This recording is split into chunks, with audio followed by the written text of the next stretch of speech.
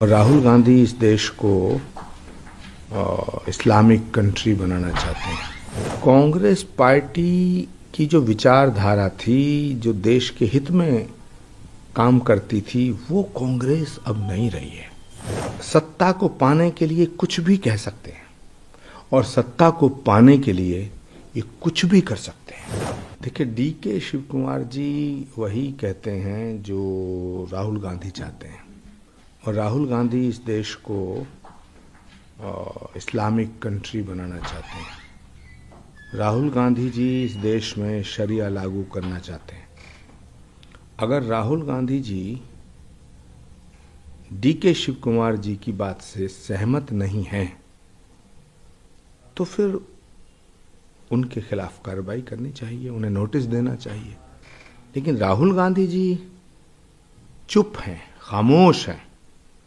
इसका मतलब है कि बाबा साहब अंबेडकर के द्वारा जो संविधान रचा गया, जिसमें स्पष्ट रूप से लिखा गया है कि किसी जाति और धर्म के नाम पर आरक्षण नहीं दिया जाएगा, नहीं दिया जाना चाहिए, तो डीके शिव कुमार जी का जो बयान है वो बाबा साहब अंबेडकर जी की उस मूल भावना के खिलाफ है।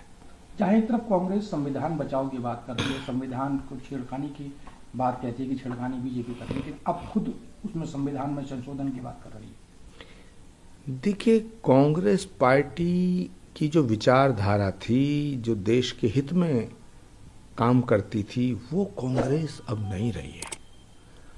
अब राहुल गांधी जी और उनके चंगू मंगू और चपड़ कनातियों की कांग्रेस है, जो टोटली एंटायर गैंग वामपंथी हो चुका है और अराजकतावादी सोच, जातिवादी सोच उन पर हावी हो चुकी है।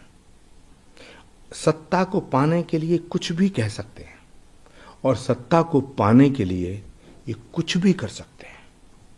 गुरु जी, अगर बात करें महाराष्ट्र की, औरंगजेब, कभी राणा सांगा को लेकर विवादित टिप्पणी सबसे ज्यादा महाराष्ट्र से आ रही है, क्या वजह मानते हैं इस चीज के लिए और कौन जिम्मेदार है इस चीज? देखिए, महाराष्ट्र की भूमि शौर्य की भूमि है, त्याग, तपस्या, बलिदान, महात्माओं की, ऋषि मुनियों की भूमि है, छत्रपति शिवाजी महाराज की भूमि है, संत तुकाराम की भूमि है, ज्योतिबा फूले की भूमि है, बाला साहब ठाकरे की भूमि है। उस भूमि से जब से इनका कब्जा हटा है, तब से तड़प रहे हैं। ये महाराष्ट्र पे कब्जा करना चाहते हैं क्योंकि इनको लगता है कि सारा माल महाराष्ट्र में है, इसलिए ये उल्टी सीधी हरकतें कर रहे हैं और अपना आदर्श औरंगजेब को मानते हैं, जबकि औरंगजेब एक कट्टर बादशाह था, हिंदुओं के ऊपर जुल्म ढाने वाला बादशाह था।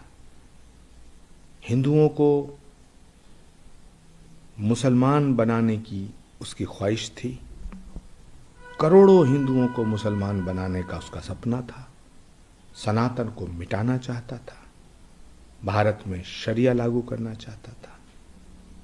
जो औरंगजेब छत्रपति शिवाजी महाराज, जो औरंगजेब भारत की संस्कृति और सभ्यता के खिलाफ था, उस औरंगजेब को ये अपना आका मान बैठे हैं।